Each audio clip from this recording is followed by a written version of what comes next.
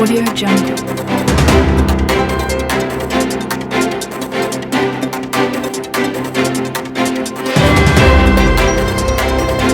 Audio Jungle.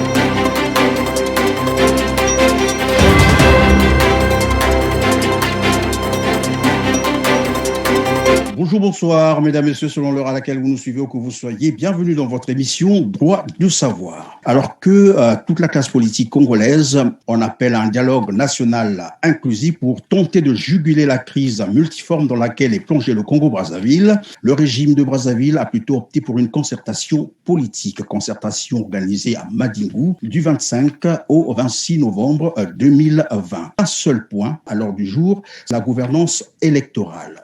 Les participants à cette concertation, notamment ceux des partis politiques de la majorité présidentielle et ceux des partis politiques de l'opposition, sont tombés d'accord pour l'organisation des élections présidentielle en mars 2021, notamment en respectant bien sûr les délais constitutionnels. Mais en plus, ces conclusions doivent requérir une décision finale, celle bien entendu de Denis Sassou Nguesso. Alors que tout le monde sait que Denis Sassou Nguesso est aussi le président du Parti congolais du travail, il est également pressenti candidat à cette même élection.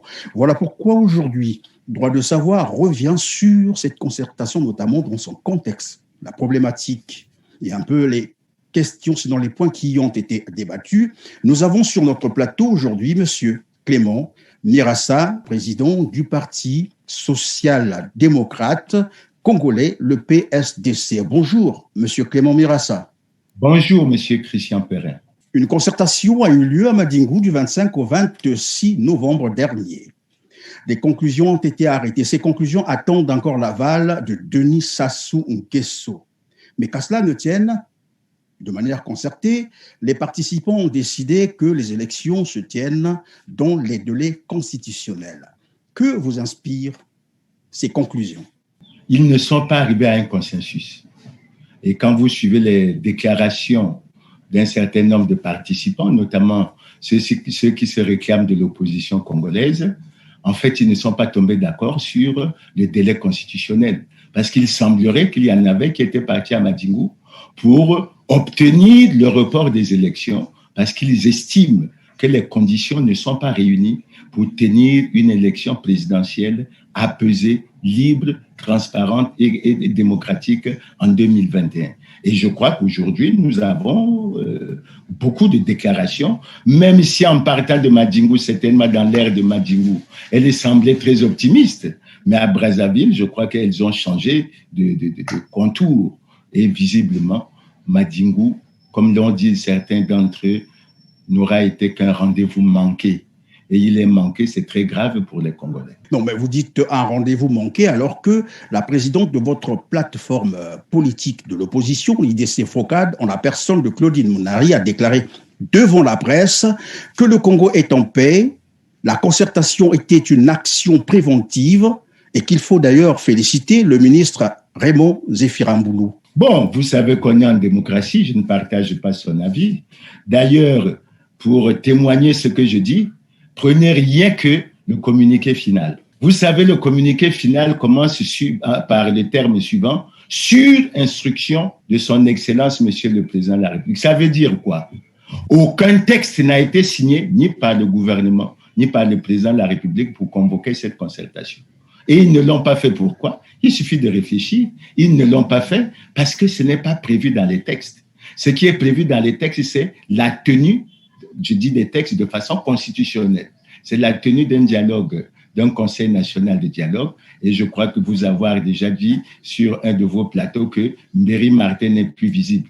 Et ce qui s'est fait, à mon avis, ne s'est pas fait conformément aux lois et règlements de la République. Revenons sur le contexte de l'organisation, sinon de la convocation de cette concertation. Je l'ai rappelé d'entrée de jeu que le Congo est en pleine crise multiforme et qu'à cette concertation, un seul point a été débattu, c'est la gouvernance électorale. Vous pensez que c'était une urgence, une priorité? Pour les Congolais, ce n'était pas l'urgence. Les voix s'élèvent au Congo depuis très longtemps pour réclamer, sinon exiger, la tenue d'un véritable dialogue national inclusif qui aborderait toutes les questions, notamment celles qui regardent et qui concernent la grave crise multidimensionnelle que le Congo connaît. Vous savez bien, Monsieur Christian Perrin, qu'aujourd'hui le Congo traverse une grave crise.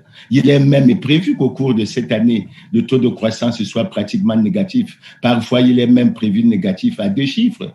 Vous savez bien que les retraités ont pour la plupart au moins 25 à 28 mois de retard des salaires. Vous connaissez la situation des étudiants. Vous savez bien que le Congo a signé le 11 juillet 2019 un accord avec le Fonds monétaire qui est suspendu jusqu'à présent. Vous savez bien qu'au mois de mai de cette année, le Congo a introduit au niveau du Fonds monétaire international une demande d'aide d'urgence à cause de la COVID-19 de 300 millions et que jusque-là, il n'y a pas la réponse du Fonds monétaire, alors que vous savez que tous les pays tout autour de nous ont déjà eu à bénéficier de cette aide. Non, je crois qu'il y a un véritable problème et les Congolais souhaitaient justement la tenue d'un dialogue national inclusif dans lequel l'aspect de la gouvernance électorale serait pris en ligne de compte. Et on veut faire croire tant aux Congolais qu'à l'opinion internationale que le seul problème brûlant aujourd'hui, c'est la gouvernance électorale, ce qui est faux. Et ce qui, à mon avis, ne touche pas le quotidien des Congolais. Même si cette élection a lieu en mars 2021, les problèmes des Congolais dans leur ensemble ne seront pas résolus. Et ce qui préoccupe les Congolais aujourd'hui, c'est la résolution de leurs problèmes quotidiens. Et ça, les Congolais sont en pleine souffrance. Ils vivent difficilement cette situation. Et donc, quel intérêt vous accordez finalement à ces conclusions et est-ce qu'elles sont rassurantes pour l'élection qui arrive? J'ai l'avantage d'intervenir après la concertation, mais nous avons intervenu avant. Vous avez parlé de la déclaration de la présidente de la fédération. La fédération a pris position.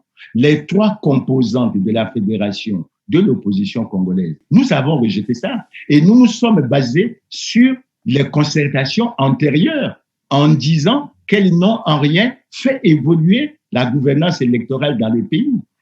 Prenez un exemple. Prenons l'exemple de 2016, 2015, 2016. On a eu un référendum, on a eu l'élection présidentielle. Qu'est-ce qui s'est passé? L'élection présidentielle a été contestée. Et quand bien même on parle de la gouvernance électorale à Madingu, mais je n'ai pas vu une appréciation des problèmes qui ont été posés pour que l'élection en 2016 soit contestée. Je vous prends un exemple simple. Il y a eu coupure de l'Internet à cette période. Pourquoi on n'en a pas parlé? Le ministre de l'Intérieur que l'on propose toujours pour proclamer les résultats a proclamé les résultats à 1h du matin, à l'insu de la connaissance des autres candidats. Les candidats n'ont pas pu obtenir immédiatement les résultats immédiats pour qu'ils puissent préparer les recours. Vous pensez que ces problèmes-là ne devraient pas être évoqués à Madingu? Et en plus, si on doit parler du libre accès de tous les candidats ou de tous les Congolais aux médias d'État, qu'est-ce qu'on en fait? Et quand on doit parler de ce qui s'est passé à partir du 4 avril 2016, c'est-à-dire tous ces événements malheureux, dramatiques, qui se sont prolongés jusque dans le pool, ça veut dire quoi? À l'occasion de cette élection, on devrait poser le problème de la sécurité. On devrait poser le problème du ramassage des armes sur toute l'étendue du territoire national. Et vous avez, pour ceux qui ont suivi l'élection de 2016, ils ont suivi le calvaire que Jean-Marie Michel Moukoko a vécu quand il est arrivé de Bangui, comment il a été caillassé à l'aéroport, comment on a fait pour qu'il soit convoqué à la DGST le jour même du démarrage de la campagne. Donc, ça pose un certain nombre de problèmes, notamment la garantie de la libre circulation des candidats et des citoyens, notamment la garantie pour les uns des autres du droit de manifester et du droit de se rassembler à partir du moment où et le gouvernement ou les participants veulent occulter ces problèmes. Ils ne veulent pas résoudre les problèmes de paix. Quand on veut résoudre les problèmes de paix, et on a eu 5 ans pour ça, on devrait réfléchir sérieusement, faire intervenir toutes les intelligences congolaises parce que la période des élections est toujours vécue par les Congolais comme une période de peur qui entraîne les conflits. Et pour moi, fondamentalement, ces problèmes n'ont pas été abordés et en ça, Madingu est un échec cuisant. Et il faut le dire franchement. Maintenant, quand on vient à la concertation qui est organisée, il faut se référer au communiqué final pour se rendre compte qu'il y a eu toute une architecture qui a été montée. Quand vous lisez ce communiqué final, au début, vous avez quoi? Sur l'instruction de son Excellence, Monsieur le Président de la République. Ça veut dire qu'aucun texte n'a été pris. Et le gouvernement a craint d'être en porte-à-faux avec le texte constitutionnel qui met en place le Conseil national du dialogue. Mais lorsque nous poursuivons l'analyse de ce texte, nous regardons que les travaux d'ouverture ont été placés sous la responsabilité du vice-premier ministre Firmin Ayessa, qui est en même temps membre du bureau politique et qui est en même temps la personnalité qui, lors du congrès du PCT de 2011 et du congrès de 2019, a été celui qui a toujours lu le message du président du Parti congolais du travail aux congressistes. Donc, vous voyez à quel niveau ça se trouve, d'autant que M. Firmin Ayessa a été vice-président lors de l'organisation de ce congrès. Quand nous descendons un peu plus bas, nous arrivons au présidium. Le présidium, vous avez alors quelque chose de fantastique. 2 membres du bureau politique, à savoir Pierre Mabiala et Colline Makosso. Et vous avez 2 membres du comité central, à savoir Raymond Zéphirin Boudou et Charles Ngafoumou. Vous pensez que vous pouviez vous attendre à quoi? Allons à un niveau plus bas. Le secrétariat est assuré par le directeur, le préfet, directeur de cabinet du ministre de l'Intérieur, Raymond Zéphirin Boudou. Et quand vous allez aux commissions, l'une des commissions, la première commission, est présidée par le premier président de la Cour suprême, M. Henri Bouka, qui est en même temps président de la Commission nationale électorale, enfin, soi-disant indépendante, qui est contesté actuellement parce que les gens estiment que M. Bouka ne devait pas pouvoir accumuler ces 2 positions. Il y a un conflit d'intérêts selon les voix qui ont commencé à s'élever. Et l'autre commission est présidée par qui? Antoine Evundu, le directeur général des affaires des deux. Donc, le schéma de cette concertation a été bien ficelé pour que de haut en bas, ce soit une affaire du Parti congolais du travail. Et je suis sûr... Donc on donne finalement raison à ceux qui ont pensé que c'était vraiment une concertation du Parti congolais du travail et de leurs amis. C'est une concertation du Parti congolais du travail. Et vous avez vu que dans le coup de gueule qu'on a attribué à Pascal Tsati Mabiala, lorsque les débats semblent achoper, qu'est-ce que Tsati Mabiala entend dire? C'est le secrétaire du PCT qui lui dit, écoutez, s'il n'y a pas de consensus, on va au vote. Et Tsati Mabiala est surpris parce que tel que ça a été composé, Tsati Mabiala lui-même a reconnu. L'opposition était représentée au tiers. Mais les 2 tiers, c'est qui? Mais c'est bien la majorité et le pouvoir. Donc, c'était ficelé de sorte que... Et en plus, ce qui me préoccupe, moi, monsieur le journaliste, c'est que tout est contrôlé par des partis congolais du travail qui non seulement a un président qui n'est pas en conformité avec la loi, parce qu'il est président du comité central et président de la République, mais en plus que le PCT n'est pas en conformité avec la loi, parce que lui-même, comme je l'ai déjà dit à plusieurs reprises, a violé et la Constitution et la loi sur les partis. Et le Parti congolais du travail, d'après la loi qui a été initiée par M. Raymond Zéphirin Boudou et qui a été adoptée par le Parlement, le Parti congolais du travail, par rapport à l'article 31 de cette loi sur les partis, aurait dû être sanctionné. Mais est-ce qu'il est possible que le membre du comité central sanctionne le parti dont il est membre sans l'autorisation du président du Parti congolais du travail, qui n'est rien d'autre que le président de la République? Voilà un peu cette architecture que je voulais vous révéler. Parce que beaucoup qui ont été à Madjingu n'ont certainement pas réalisé ça dans les débats et dans la salle, mais c'est bien cette configuration. Et c'est pour ça que Pascal Tsati Mabiala, lorsqu'il constate ça, il finit par dire quoi? Mais que tout avait déjà été réglé à Brazzaville. Est-ce qu'on peut parler d'une compromission de ces représentants de la partie, en fait, de l'opposition congolaise, d'autant plus que pour rendre les conclusions publiques, par un communiqué final, il faut bien qu'il y ait l'accord de tous les participants. Je crois que c'est comme ça que ça se passe dans des concertations. Du moment où on a lu un communiqué final et que l'opposition qui a pris part à cette concertation n'a pas contesté officiellement, on suppose qu'ils étaient d'accord. Non, monsieur le journaliste, il faut quand même rétablir la vérité. Ce que l'opposition a obtenu, c'était que dans le communiqué final, les points de désaccord apparaissent. Et je sais que ça, ils l'ont obtenu. Donc, en fait, comme ils l'ont dit, le communiqué final, s'il reflète véritablement ce qui s'est passé dans les travaux, devrait faire ressortir qu'il n'y a eu qu'un seul point d'accord et sur les 3 points essentiels, il n'y a pas eu d'accord. Et c'est pour ça que lors de la conférence de presse que l'opposition a tenue ici, elle s'en est remise à l'arbitrage du président de la République, mais qui, nous le disons encore, est président du Parti congolais du travail dans une situation difficile et je ne sais pas dans quel sens cet arbitrage pourrait se faire pour rassurer les Congolais et surtout redonner confiance aux institutions parce que ça pose véritablement le problème de la confiance que les Congolais doivent avoir en leurs institutions. Telles que les choses sont parties, le PCT ne va pas reculer et ça on le sait. Les élections auront lieu, la conclusion, prendre en compte ou pas, le PCT va appliquer ce qu'il avait déjà programmé.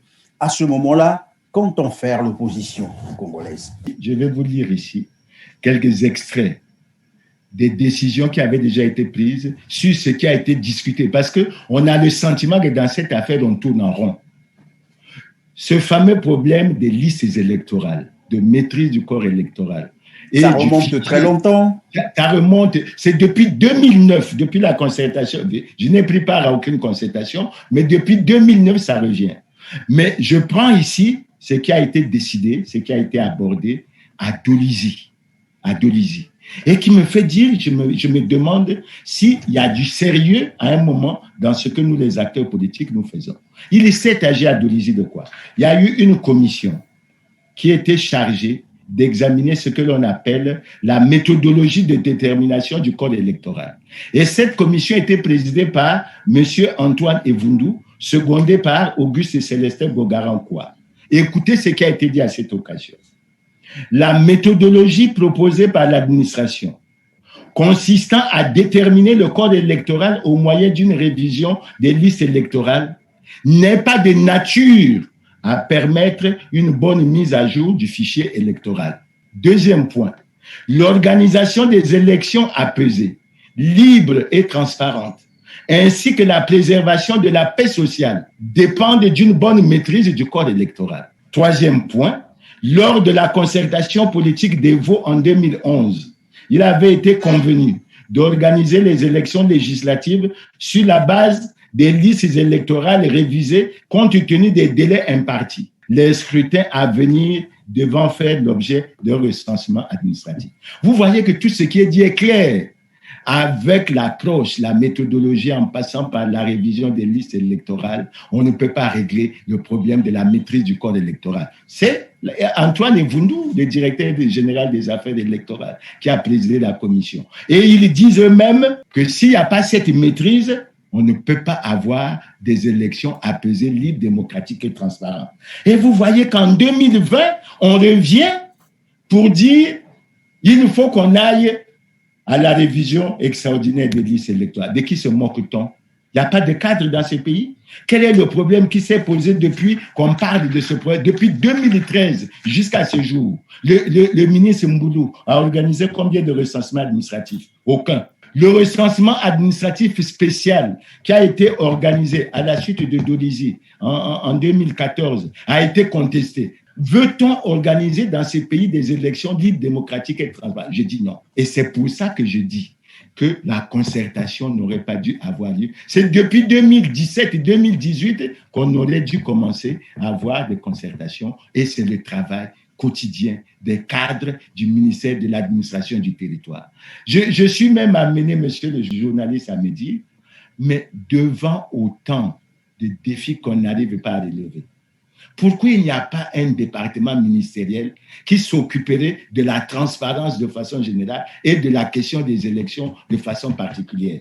Parce que j'ai le sentiment, moi, comme beaucoup de Congolais, et ça, ils n'ont pas mis dans l'ordre du jour. L'audit, les élections coûtent combien au Congo? On entend parler de 25 milliards. Il y a un audit après pour faire le point? Non.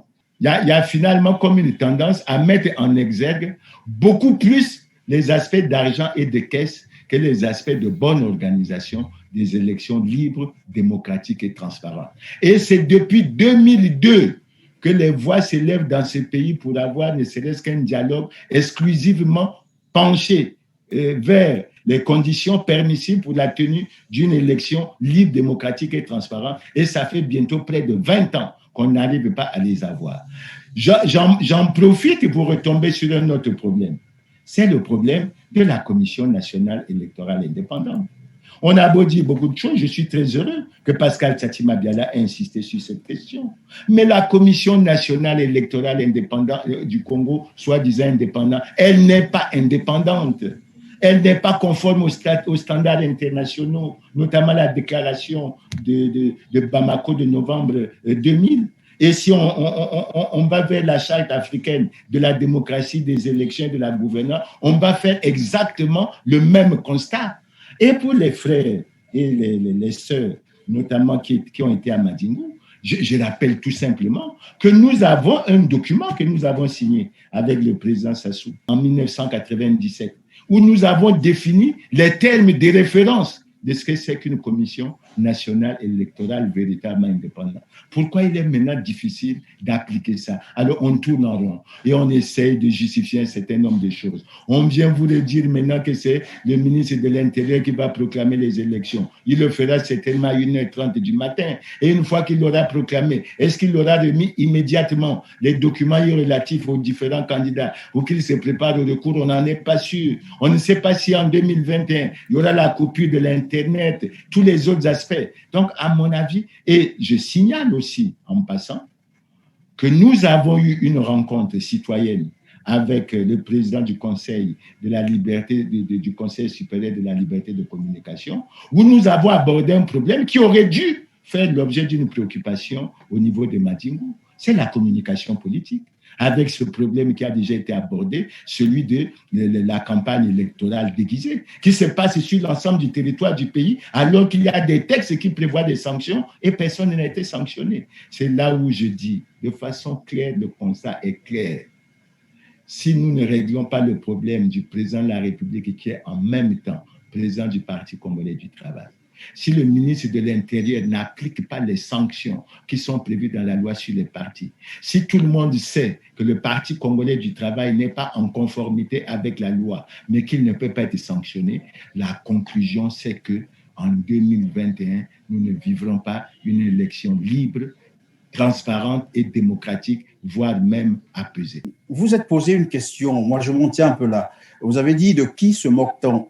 Mais n'est-ce pas de cette opposition qui est incapable de contraindre le pouvoir à exécuter ou à respecter la Constitution? Est-ce qu'on est incapable? On revient toujours sur ce débat. Les amis ont été à Madingu, ils ont dit que c'était bien.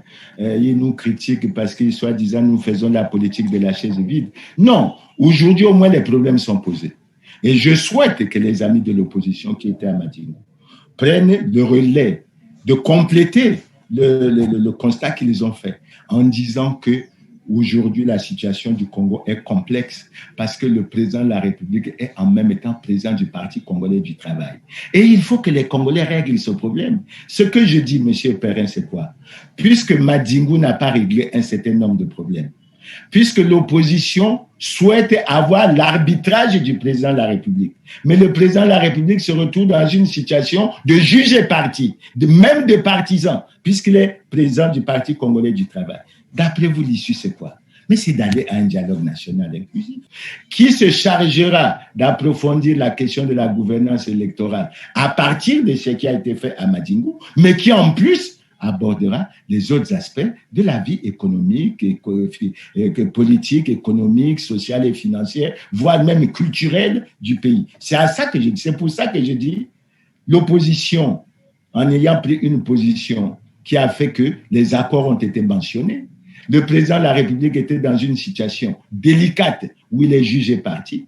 À mon avis, il faut faire quoi? Et il faut aller vers un dialogue national inclusif. Aujourd'hui, il ressort que Denis Sassou Nguesso ne veut rien savoir d'un dialogue national inclusif. De toute façon, il avait dit et insisté, il n'y aura plus jamais au Congo, surtout pas pendant que lui il est président de la République, un événement extraordinaire. Il faisait allusion à la conférence nationale souveraine. Comme quoi, il ne sera jamais pour un dialogue national inclusif. Que doit faire maintenant l'opposition congolaise pour l'y contraindre? C'est ça, en fait, le vrai problème. Il s'agit d'une question de stratégie. Et je pense, messieurs les journalistes, vous comprendrez que nous n'allons pas venir déjà étaler nos stratégies. Je crois que c'est un problème que nous avons à cœur. Mais je pense que devant la situation dans laquelle se trouve le pays aujourd'hui, même si on allait à une élection en mars 2021, les problèmes de la société congolaise sont tellement grands, graves et pendants que je ne vois pas, doit-elle la preuve, le gouvernement n'a pas été capable d'y apporter la solution. Et je ne crois pas que ce sera l'élection de 2021 qui va donner un coup de pouce. Il faut, à mon avis, que les Congolais se retrouvent, que le gouvernement reconnaisse, c'est tout à fait humain, c'est tout à fait naturel, qu'il y a des limites et qu'ils ont atteint un niveau où ils ne peuvent pas apporter les solutions, mais il faut appeler les compétences. Les compétences, elles sont nombreuses. Dans la diaspora, en Europe, aux États-Unis, au Congo, et je vois sur les réseaux sociaux, il y a beaucoup de Congolais qui font beaucoup de propositions, etc. Et je crois que s'ils se retrouvent, ils sont capables d'avancer et de faire bouger les choses. Il n'y a plus de raison qu'ils ne convoquent pas un dialogue national inclusif. Mais on se rend compte qu'il est resté figé sur sa position et qu'un dialogue national inclusif probablement le rappellerait la conférence nationale souveraine, comme je l'ai dit tantôt. Quelle garantie pour Denis Sassou Nguesso pour qu'il cède à un dialogue national inclusif? On a beaucoup de peur sur cette question alors qu'on ne devrait pas en avoir. Le Conseil national de dialogue n'a pas encore été formellement mis en place. Le secrétaire permanent du Conseil national du dialogue a déjà été nommé. Il a déjà eu un certain nombre de contacts avec la communauté internationale, les ambassadeurs, et il a commencé les contacts avec les Congolais. Il a lancé ce qu'il a appelé le processus constitutionnel d'un dialogue national sans exclusive. Mais Mbéri Martin était déjà très avancé. La première phase, quand vous parlez de garantie, mais la personne qui était très bien placée pour évoquer et négocier ces garanties, il apparaissait que c'est M. Mbéri Martin. Est-ce qu'il y a une crise de confiance entre M. Mbéri Martin, secrétaire permanent du Conseil national du dialogue, et le président de la République qui l'a nommé? C'est lui qui l'a nommé. Donc, je pense que s'il y avait des garanties à négocier, la personne aujourd'hui la mieux placée qui a commencé à faire le travail, c'est M. Mbéri Martin. Il a même commencé à écouter. Il a le jeu des premiers contacts qu'il a eus. Donc, il a déjà commencé à entendre les voix des Congolais. C'est donc lui qui devrait permettre de jouer, puisque dans son programme, il était prévu qu'à la fin, il déposerait pour exploitation et décision à prendre un rapport au président de la République. Donc, je crois que le problème de garantie ne se pose pas. Il est bon que les Congolais se parlent. Et je crois que c'est même là que les institutions, nos institutions, ont un problème. Vous voyez, quand vous prenez la rencontre citoyenne que nous avons eue avec le président du Conseil supérieur de la liberté de communication, avec M. Philippe Mvo. M. Philippe Mvo a mis en place une démarche en deux phases. Une première phase où il a rencontré les acteurs politiques sans exclusive. Paul Makaya, la Fédération de l'opposition congolaise, la majorité, le centre. Et après avoir rencontré tout le monde, il a circonscrit le problème et on a eu une journée, je crois que je ne sais pas si c'était le 7 octobre, une rencontre citoyenne avec Philippe Mvo où tout le monde était présent et ça n'a posé aucun problème. Les gens se sont exprimés librement. Philippe Mvo a fait état de son rapport, des problèmes qui ont été soulevés, et Philippe Mvo nous a dit qu'après ça, il va transmettre son rapport à qui de droit, c'est-à-dire Monsieur le Président de la République. Maintenant, nous attendons qu'il nous transmette notre part des rapports. Mais au moins, cette démarche n'a pas eu d'accroc. Pourquoi celle de Mbéri posait des problèmes?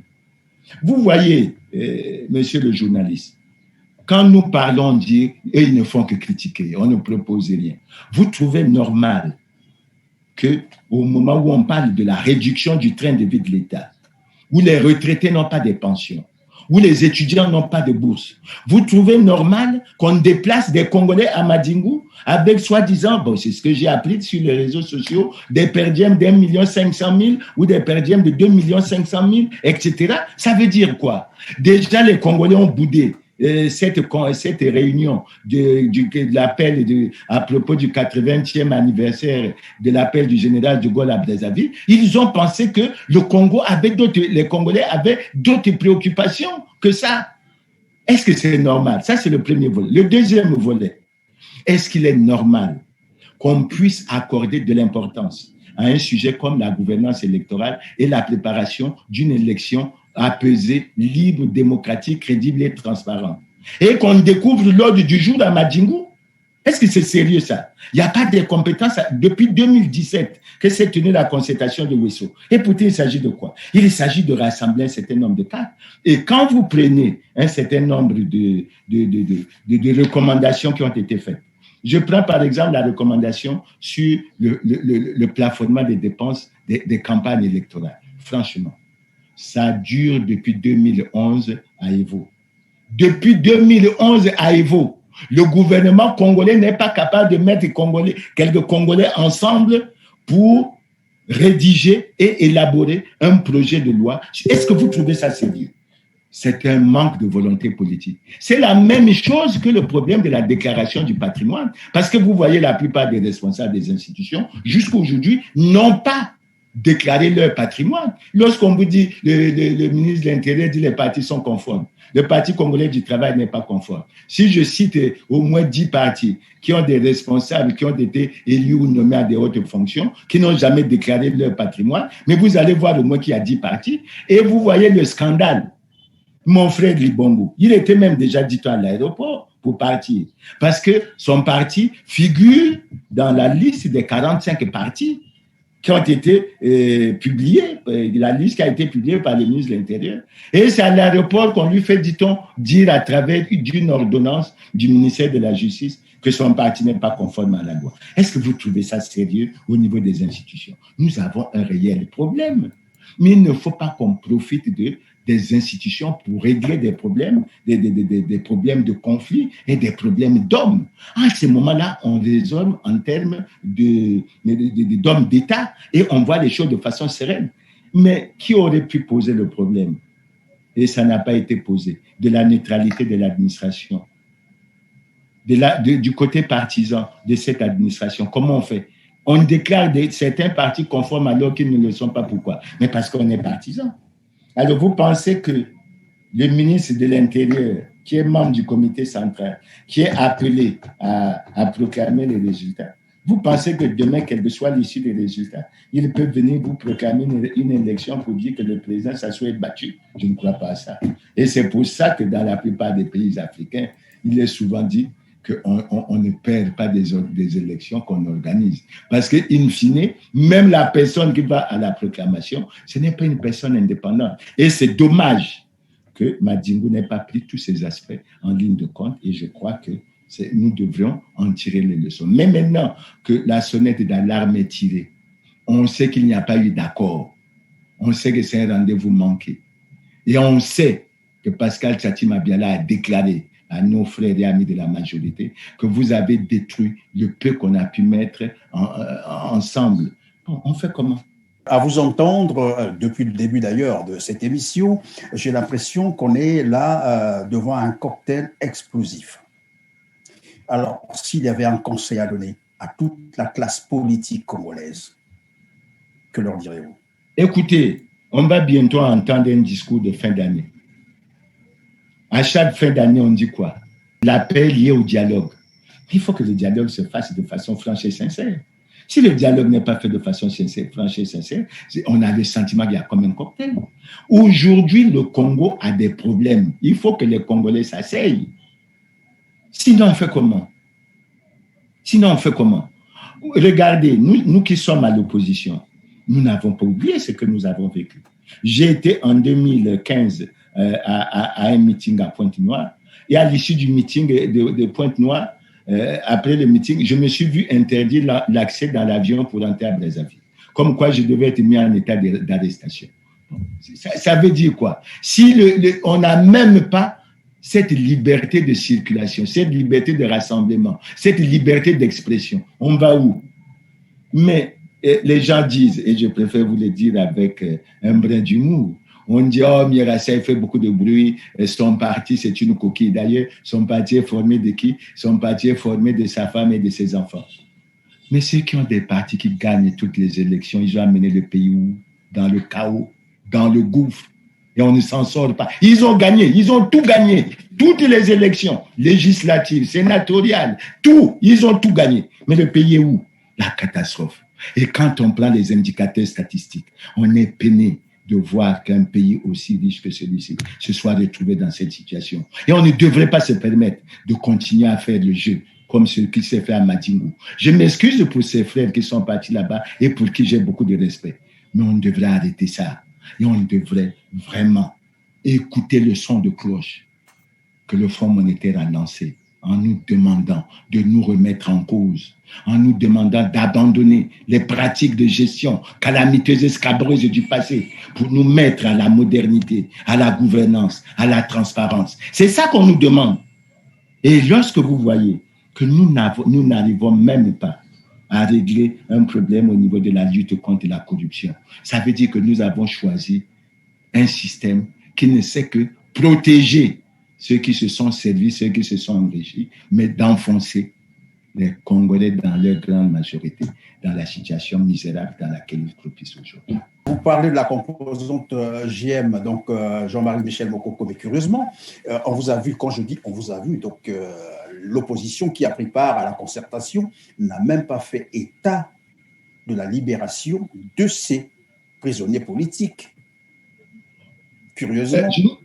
Je ne sais pas, quand j'ai lu l'ordre du jour, cet ordre du jour, comme mon frère Tsatima Biala l'a dit, parce qu'il a dit que les affaires semblaient avoir été déjà organisées à Brazzaville. Ce n'était pas prévu, mais il me semble que dans les débats, je n'ai pas pris part au débat. Il est possible que dans la salle qu'ils aient souhaité que ce problème soit inscrit. Je ne sais pas. Je n'ai pas discuté avec les frères qui ont été là-bas, etc. Mais je pense que pour la fédération, la libération de Jean-Marie Michel Mokoko, d'André Okombe Salissa, des autres prisonniers politiques, c'est un problème d'actualité. C'est d'autant plus d'actualité. Pourquoi? Et j'évoquais ça quand je parlais de l'élection de 2016. Parce qu'il faut enlever de l'esprit et de la tête des Congolais que chaque fois qu'il y aurait un candidat sérieux au Congo, en dehors du candidat au pouvoir, que son chemin, c'est d'aller en prison. Parce qu'il faut enlever ça chez les Congolais. Je vous ai dit, c'est pour ça que d'entrée de jeu, je vous ai dit que je regrette que dans les problèmes qui ont été abordés à Madingu, le problème de la sécurité et du ramassage des armes n'ait pas été abordé avec beaucoup de sérieux et qu'on lui accorde une priorité de premier plan. Soit, ce n'est pas trop tard, parce que depuis 1997, on sait ce qu'on a vécu dans le pays, il n'y a jamais eu une opération de ramassage des armes sur toute l'étendue du territoire national. Et je crois que lorsqu'on approche les élections, c'est un problème qu'on devrait mettre en exergue pour qu'il soit résolu et que les Congolais puissent être rassurés de ce que, évidemment, ils peuvent vivre en paix et qu'il n'y aura pas la perturbation de la paix. Merci, Monsieur Mirassa. Je crois que tout a été dit, au moins pour cette édition de notre émission Droit de savoir. Je vous dis donc merci d'avoir accepté notre invitation. À vous aussi, chers téléspectateurs et chers internautes. Merci de votre fidélité. On se retrouve très prochainement sur le même plateau, le même canal, avec le même plaisir. Merci. Merci beaucoup, Christian. Tout le plaisir a été pour moi de venir à ton plateau. J'espère que chaque fois que cela sera possible, je répondrai toujours à l'appel et j'espère que j'apporterai ma contribution pour le jeu démocratique. Nous avons un combat, nous avons choisi de le mener. Nous pensons que nous le menons pour l'intérêt des Congolais. Et nous avons un objectif qui est clair. Nous ne souhaitons pas être divertis par des petits problèmes, par des petites agitations. Nous ne céderons pas à cela. Et nous avons droit, et moi j'espère que tu nous aideras dans le combat qui est le nôtre pour que nous apportons notre contribution à la compréhension de ces problèmes par les Congolais. Merci beaucoup et à la prochaine. En tout cas, notre plateau reste ouvert à tout le monde. Merci beaucoup, Christian.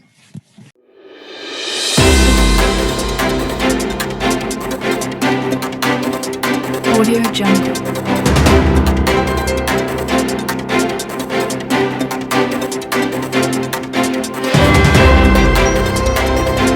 Audio Jungle.